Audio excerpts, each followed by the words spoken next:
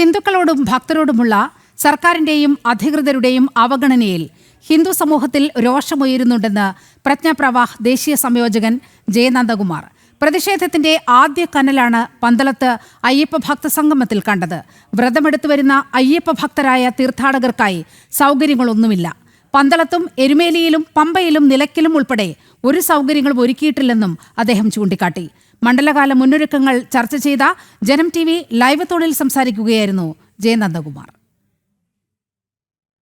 അത്തരമൊരു വലിയ പ്രതിഷേധം ജനങ്ങളുടെ മനസ്സിൽ ഉരുത്തിരിഞ്ഞു വരുന്നുണ്ടെന്നാണ് ഞാൻ മനസ്സിലാക്കുന്നത്. അത് പന്തളത്ത് നടന്ന യഥാർത്ഥ വിശ്വാസികളുടെ സംഗമത്തിലൊക്കെ പ്രകടമായിരുന്നു.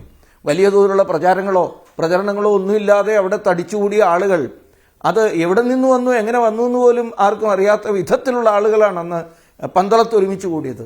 അത് നാളെ സംഭവിക്കാൻ പോകുന്ന ഒരു വലിയ മുന്നേറ്റത്തിന്റെ, പ്രതിഷേധത്തിന്റെ മഹാജ്വാലയുടെ ആദ്യ കനൽ ആണ് അവിടെ കണ്ടത് എന്നാണ് എനിക്ക് തോന്നുന്നത്. എത്രയായിരം ആളുകളാണ് പന്തളത്തെത്തുന്നത്. എന്ത് സൗകര്യമാണ് പന്തളത്തുള്ളത്?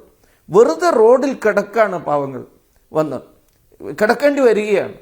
ഒന്ന് മലമൂത്ര വിസർജനം ചെയ്യാൻ, സൗകര്യങ്ങൾ ചെയ്യാൻ, കുളിക്കാനൊരിടം ഒന്നുമില്ലല്ലോ. എത്ര കാലമായി? എരുമേലിയിൽ എന്താണ് അവസ്ഥ? എരുമേലിയിലെ സ്ഥിതി എന്താ? എന്തിനാണ് പമ്പയിലെ അവസ്ഥ എന്താണ്? നിലയ്ക്കലെ അവസ്ഥ എന്താണ്? ഉണ്ടാക്കിയൊരു വ്യവസ്ഥ, കഴിഞ്ഞ തവണ ഉണ്ടാക്കിയൊരു വ്യവസ്ഥ KSRTC ബസ്സൊക്കെ, അതായത് നിലയ്ക്കൽ കൊണ്ടുവന്ന് ഇറക്കുക, അവിടെ നിന്ന് ഇറങ്ങിക്കൊള്ളണം. നിങ്ങൾ പ്രൈവറ്റ് വണ്ടി ആണെങ്കിൽ പോലും നിങ്ങൾക്ക് പൊയ്ക്കൂടാ. അവിടെ നിന്ന് ഇറങ്ങിയിട്ട് ബലാൽ ഗണേശന്റെ വണ്ടിയിൽ കയറിക്കൊള്ളണം. കയറിയിട്ട് അവർ പറയുന്ന ചാർജ് കൊടുത്തിട്ട് പമ്പ വരെ യാത്ര ചെയ്യണം. എന്തൊരു ഗതികേടാണ് ഹിന്ദുക്കൾ അനുഭവിക്കുന്നത്.